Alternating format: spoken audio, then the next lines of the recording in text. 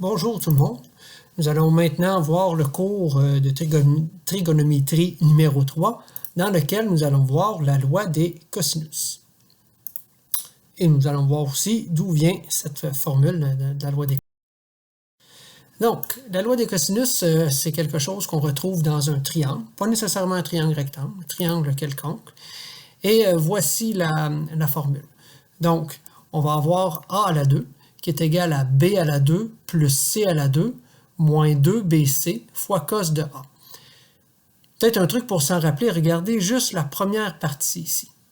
Ça ressemble beaucoup à Pythagore.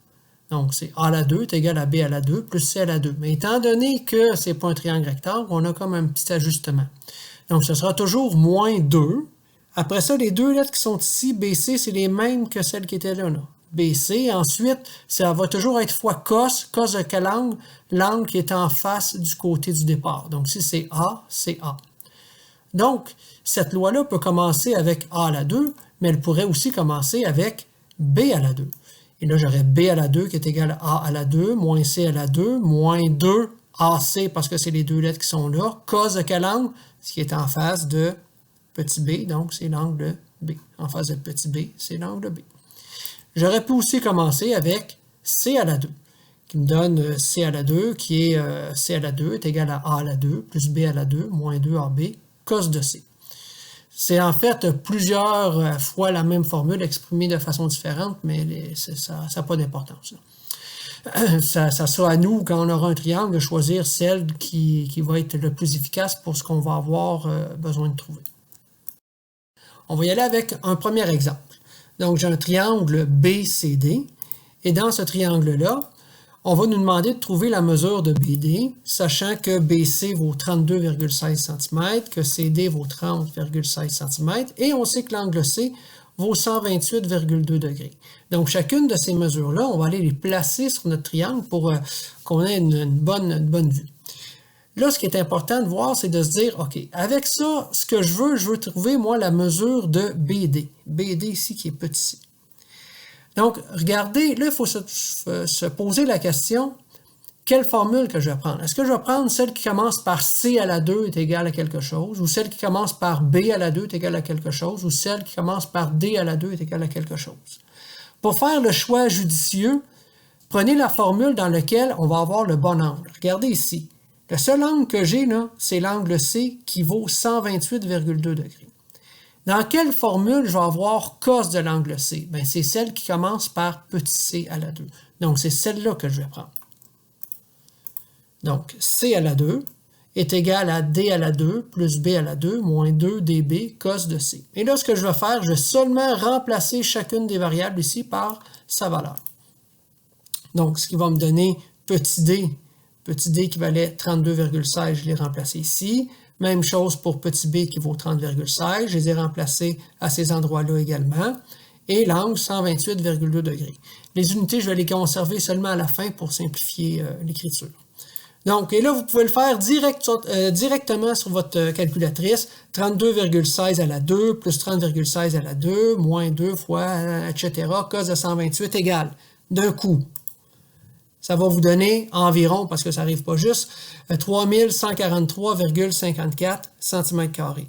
Et là, pour trouver la mesure de C, bien, on va prendre la racine carrée. Donc, on a deux racines à prendre, la positive et la négative. Donc, plus ou moins 56,1, mais évidemment, dans le contexte, on conserve que la valeur positive. Maintenant, un deuxième exemple. Un triangle DOM. Donc, dans ce triangle-là, on vous demande de trouver la mesure de l'angle O, sachant que DO vaut 12 décimètres, que DM vaut 15 décimètres et que MO vaut 5 décimètres. Donc là, encore une fois, il faut se poser la question, quelle formule je vais prendre? Est-ce que je prends celle qui commence par petit O, celle qui commence par petit M, puis celle qui commence par petit D? Bon, tantôt, je vous ai dit, je vais aller placer les valeurs. Tantôt, je vous ai dit, prenez celle qui contient l'angle. Mais là, on n'a pas d'angle. C'est vrai qu'on n'a pas d'angle, sauf que on cherche un angle. Donc, si je cherche cet angle-là, ben, je vais prendre la formule dans laquelle il va avoir cet angle-là. C'est laquelle? Bien, c'est celle qui commence par le côté en face, petit o. Donc, c'est cette formule-là que je vais prendre. Donc, petit o est égal à petit d plus petit m moins 2dm cos de o. Et là, je vais remplacer tout ce que je connais par leur valeur numérique. Donc, petit o vaut 15, petit o vaut 15, petit m vaut 5, petit d vaut 5, puis petit m vaut 12. Encore une fois ici, ça a été remplacé. Et là, on va simplifier un petit peu les calculs. Donc, 15 à la 2, ça fait 225. 5 à la 2, ça fait 25. 12 à la 2, ça fait 144. Et ça ici, 2 fois 5, 10 fois 12, ça fait 120. Donc, moins 120 cos de O. Et là, attention, cette expression-là crée souvent des problèmes aux élèves. Il y a de la confusion. Mais pour éviter cette confusion-là, je vais juste vous donner un exemple. C'est comme si vous aviez exactement la même équation que ça. C'est la même chose, sauf qu'au lieu d'avoir cos de O, j'ai mis x. C'est exactement le même raisonnement que si vous aviez ça. Puis si vous aviez ça, ben ça, c'est un problème de secondaire 2. Vous êtes habitué de faire ça, là. On commence par additionner ces deux termes-là, 25 et 144, ce qui va me donner 169. Ensuite, je vais faire moins 169 de chaque côté, ce qui va donner 56. Et je vais diviser par moins 120 de chaque côté, ce qui va me donner, une fois simplifié, moins 7 quinzièmes. Alors, ce raisonnement-là, je vais l'appliquer, même chose ici.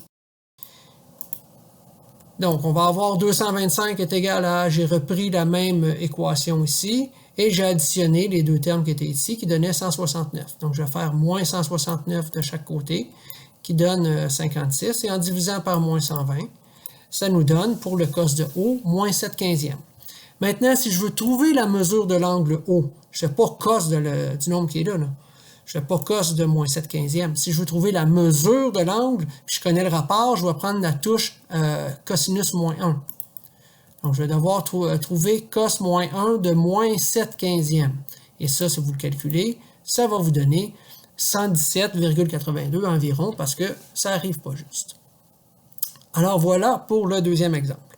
Passons maintenant à l'exemple suivant. L'exemple avec un triangle ROT. Et attention, attention, c'est un exemple coquin, donc avec un niveau de difficulté un petit peu supérieur. Alors, on demande de trouver la mesure de RO, sachant que RO vaut 2x, expression algébrique. RT aussi, expression algébrique, 3x. Mesure de OT qui vaut 16. Il ne faut pas l'OT, celui-là. Et mesure de l'angle C vaut 37 degrés. Donc, on va aller placer ça sur notre schéma. Ça nous donne, c'est plus facile de voir ensuite pour décider quelle formule je vais prendre. Alors, regardez, on a un bon indice. Hein? On a l'angle R qui est donné. Donc, je vais prendre quelle formule? La formule qui commence par petit r. Donc, allons-y. Donc, petit r à la 2 est égal à petit o à la 2 plus petit t à la 2 moins 2 ot cos de r. Et là, je remplace par ce que je connais. Donc, petit r valait 16, je l'ai remplacé. Ensuite, petit o, 3x, petit t, 2x, je l'ai remplacé. Même chose ici, o 3x, t 2x et cos de l'angle r qui vaut 37. Bon, on va aller simplifier l'expression. Donc, 16 à la 2, ça fait 256. 3x fois 3x, 9x2. 2x fois 2x, 4x2. Et si je multiplie ça ensemble, 2 fois 3x, 6x, fois 2x, 12x2. Donc, moins 12x2, cos de 37. Bon, on simplifie encore. 256 reste comme ça. 9 plus 4, ça fait 13. 13x2. Et là, attention, cos de 37 degrés, c'est un nombre, c'est un rapport, ça. Donc, si je le calcule, ça me donne quoi? Ça me donne environ, c'est pour ça que j'ai mis environ, 0,7986.